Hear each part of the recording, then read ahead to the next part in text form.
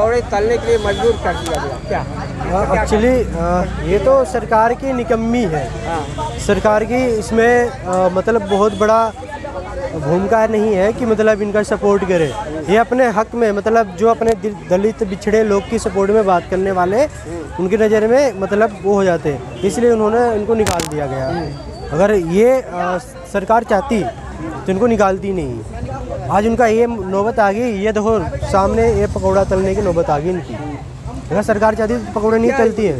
यही हमारे लोगों के पढ़े लिखे लोगों के लिए बेरोजगार इसी तरह बनाया जाएगा। बेरोजगार ये यहाँ के जो वाइस चांसलर है योगेश सिंह है, सब इन लोगों की व्यक्तिगत रंजिशें रहती हैं। ये यूनिवर्सिटियाँ नहीं चाहती कि यहाँ के बच्चे पढ़ें या आगे बढ़ें। आप यहीं देख लीजिए, किसी भी प्राइवेट यूनिवर्सिटी में देख लीजिए प्लेसमेंट मिलता है। यही दिल्ली यूनिवर्सिटी में जो लोग एंट्रेंस दे के आते हैं, CUT के जरिए से एंट्रेंस दे के आते हैं, मेहनत से आते हैं, एक साल कई लोग तो गैप भी लेके आते हैं। जब वो इस तरह की यूनिवर्सिटियों में आते हैं, पढ़ते हैं, जब वो 3 साल बाद डिग्री लेके निकलते हैं तो उनके पास ना नौकरी होती है और स्किल्स का वो क्या करेंगे। इस डिग्री को लेने के लिए कितना मेहनत पापड़ झेलना पड़ता होगा पेपर को। बहुत मेहनत। सबसे पहली बात जो लोग हम तो ये समझते हैं कि हमारे जो ज़्यादातर संख्या है वो आर्थिक रूप से सक्षम नहीं होती है, तो वो किस तरीके से मतलब पैसे जुटा के घर वालों की मेहनत होती है कि वो लोग एंट्रेंसेस देते हैं, पैसा भरते हैं, जहाँ 1400 रुपये केवल एंट्रेंसेस की फ़ीस होती है। उसके बाद जब वो यहाँ पे यूनिवर्सिटी में पढ़ने आते हैं, ग्रेजुएशन देते हैं, तो यहाँ के ना इस कॉलेज जितने भी यूनिवर्सिटी के अंदर कॉलेजेस हैं ना किसी कोर्स की फीस सेम है। हर कोर्स की एक अलग ही फ़ीस है, किसी की 18,000 तो किसी की 20,000। उसके बावजूद अगर हमारे लोगों को यहाँ पे हॉस्टल्स भी मिल जाते हैं तो हॉस्टलों की फ़ीस बाबा इतनी, तो मतलब एक जो आम घर के आने वाला छात्र, एक दलित परिवार से आने वाला छात्र, वो किस तरीके से ये वो अफोर्ड नहीं कर सकता। और 3 साल डिग्री लेने के बाद बर्बाद करने के बाद ये केवल उस मतलब एक मानसिक दबाव बनता है कि घर वालों को पैसा लगा के इतनी मेहनत करने के बाद ना प्लेसमेंट्स होती है ना कुछ होती है।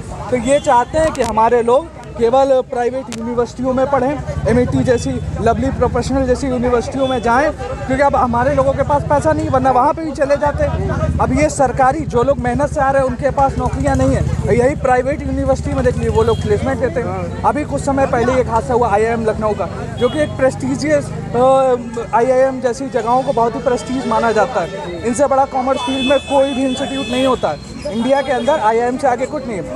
तो IIM लखनऊ तक असमर्थ है अपने लोगों को फुली इंटर्नशिप, फुली प्लेसमेंट देने के लिए। तो वहाँ के लगभग 52 बच्चों को वहाँ के एलुमनाई से संपर्क करा के इंटर्नशिप दिलाई गई, प्लेसमेंट दिला गई। तो इस तरीके से देश में बेरोजगारी चल रही है कि बड़े से बड़ा इंस्टीट्यूट फेल है आज प्लेसमेंट देने में।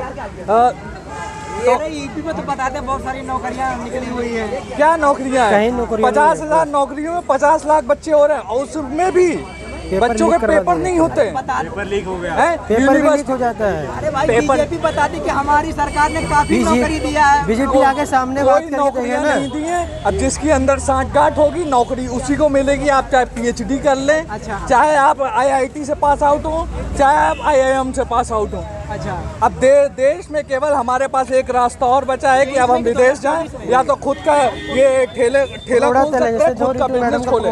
हमें तो लग रहा है उसमें भी कि अब हमारे लोगों के पास इतना पैसा भी कहाँ होगा कि ठेला खरीद के लगाएं। अब इतना PhD करने के बाद में हमें ठेला लगाना पड़ेगा पकौड़े के लिए।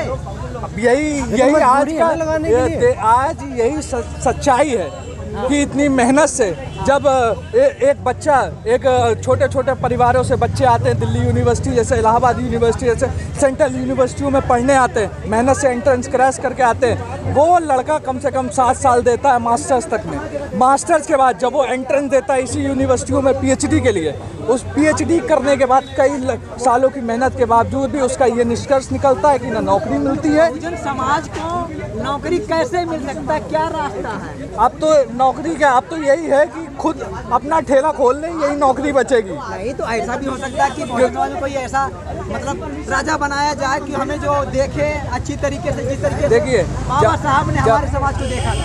देखिए जब तक हमारे लोगों को सिस्टम में नहीं आएंगे, क्योंकि आज भी देखो ऐसा नहीं है कि सरकार हम लोगों की नहीं थी, समय भी था, और आज भी ऐसा नहीं है कि किसी कॉलेज में SC ST सेल ना हो, वो भी है। SC/ST कमेटी भी है, उसके बावजूद भी आज भी हमारे लोग जातिवाद का शिकार हो रहे हैं। इस तरह की यूनिवर्सिटियों में कहीं ना कहीं अपने आप को ओपन करना, मतलब ये अपनी आइडेंटिटी कि हम अम्बेडकरवादी हैं और हमारी एक विचारधारा है जिसका जातिवादी मतलब पहले से कुछ जातिवादी तो है ही है, आज भी चल ही रहा है जातिवादी, कोई तो मान नहीं रहा ना। आज एक तरीका बदल गया। पहले वो गांव के शहरों में दिखता था, आज वो बड़ी बड़ी यूनिवर्सिटियों में एक अलग तरीके से दिखता है। यहाँ रामपुर में जो एक अम्बेडकर साहब का बोर्ड लगाने की वजह से वहाँ पर एक बच्चे की मौत हो जाती है, तो उस पर क्या कैसे नजर से देखते हैं आप? तो हम ये योगी की पुलिस मारी है, जो लोग ये हम अपने हम तो ये समझते हैं ये पुलिस प्रशासन का फेलियर है कि आज 2024 में कि आज हम लोग पढ़ने लिखने के बावजूद, इतना मेहनत करने के बावजूद भी एक अम्बेडकर का एक बैनर नहीं लगा सकते, पोस्टर नहीं लगा सकते, तो ये हमारी जुडिशरी की फेलियर है। ये हमारे लोगों के बहुत से हुए हमारे साथ तो अत्याचार ही होता है, चाहे वो यूनिवर्सिटियों में हो, चाहे गांव में हो, चाहे शहरों में। आज भी 100 में से 90% किसी भी आप कंपेयर कर लीजिए, किसी भी डाटा में देख लीजिए, वो 100 में से 90% जो अत्याचार के मामले मिलेंगे वो बहुजनों के मिलेंगे, SC/ST के मिलेंगे। लेकिन यहाँ तो पूरी हर जगह खबर भरे गए हैं, हर सिस्टम में भरे जाते हैं। सिस्टम क्या, दरअसल ये लोग होते हैं अपने ही लोगों को RSS जैसी जो शाखाएं लगाते हैं। इसी यूनिवर्सिटी में अगर हम प्रोटेस्ट करेंगे तो यहाँ धारा 144 लागू होगा, और इसी जगह पे जब ये RSS के संगी लोग यहाँ पे शाखा लगाएंगे तो उनके लिए कोई धारा नहीं, हाँ संविधान के खिलाफ है। तो ये सिस्टम ही तो है जो उनको समर्थन देता है। यूज नहीं कर सकते। यही जो SP है, यहाँ के DIG हैं, ये पुलिस प्रशासन है, ये ऐसे ही लोगों को तो समर्थन देते हैं। तो अब इसमें कोई कुछ नहीं कह सकता क्योंकि ये लोग सिस्टम में बैठे हुए लोग हैं। इनका वाइस चांसलर देखो, इनका DM देखो, इनका SP देखो इनका। अब तो यही है, जब तक हमारे लोग सिस्टम में नहीं आएंगे, DM नहीं बनेंगे, UPSC नहीं क्लियर करेंगे, असिस्टेंट प्रोफेसर नहीं बनेंगे, इन जगहों को जब तक हमारे लोग नहीं भरेंगे, जो हमारी SC/ST की बैकलॉग, OBC की बैकलॉग है, जब तक ये हमारे लोगों से नहीं भरेगी तब तक हमारा प्रतिनिधित्व नहीं हो सकता। भरे जाएगा हमारे लोग। अब जैसा कि 2024 में चुनाव आ रहा है तो हम यही चाहेंगे कि हमारे लोगों को मौका दिया जाए।